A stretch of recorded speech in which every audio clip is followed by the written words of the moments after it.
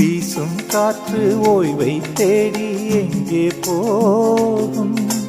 பூக்கள் பேசவாயிருந்தால் என்ன பேசும்? மாலை நேரம் பறவை கூட்டம் கூட்டை தேடும்.